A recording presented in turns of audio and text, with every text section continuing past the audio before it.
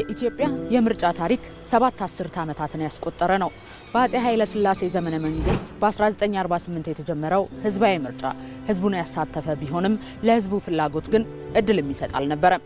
ህዝቡ ስዩመ እግዚአብሔር ብለው ራሳቸውን የሰየሙት አፄ ኃይለ ሥላሴ በስራቸው የነበሩ ሹማምንቶቻቸውን ብቻና ብቻ የመምረጥ ግዴታ ውስጥም ነበር።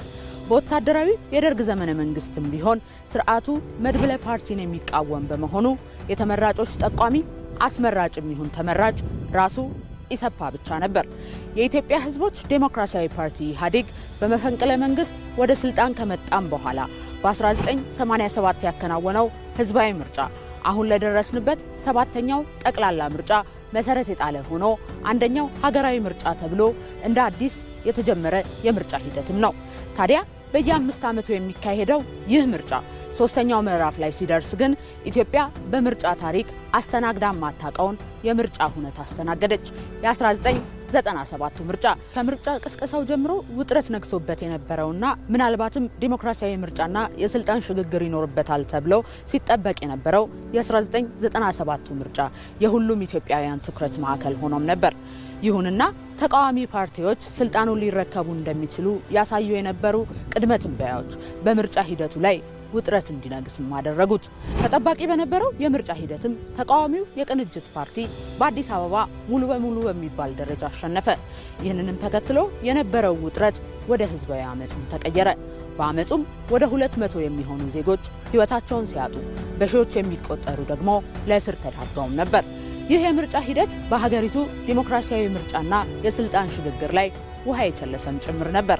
ታዲያ ከ97ቱ ምርጫ በኋላ በነበሩ 2 የምርጫ ዘመናት ማለትም በ2002 እና በ2007 የነበሩት ሀገራዊ ምርጫዎች ተቃዋሚ ያጣ የህዝብ ተወካዮች ምክር ቤትን የፈጠሩም ሆኑ። ምክንያቱ ደግሞ የወቅቱ ገዢ ፓርቲ ኢህአዴግ 100% ምርጫውን አሸንፊያለሁ በማለቱ ነበር።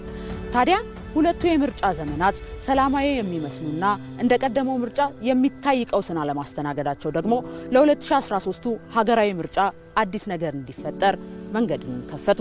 ከ2007ቱ ምርጫ ማግስት በኢትዮጵያ የተለያዩ አካባቢዎች በተለይም በኦሮሚያ ክልል የታፈኑ ድምጾች መፈንዳት ጀምረው ዳግም በኢትዮጵያ ምድር አመጽ ተቀጣጠለ።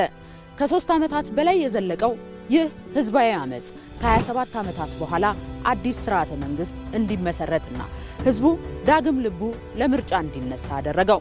ታዲያ ከ5 ዓመት በፊት በተደረገው የኢትዮጵያ 6ኛው ምርጫ በሀገሪቱ የምርጫ ታሪክ ታይቶ በማይታወቅ መልኩ ከ37 ሚሊዮን በላይ ዜጎችን ያሳተፈ ሆኖም አልፏል።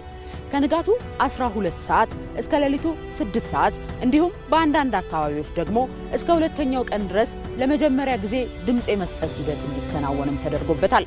በዚህ ምርጫ ዓመትም ታዲያ በምርጫ ቦርድ በኩል የተደራጀ የምርጫ አፈጻጸም የታየበትና የምርጫ ውጤቶች ከምንጊዜውም በላይ በፍጥነት ለህዝብ ይፋ የተደረጉበትም ነበር።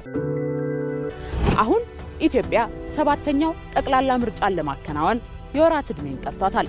ይህ የምርጫ ዘመንስ ምንን ያመላክተናል? አብረን የምናየው ይሆናል።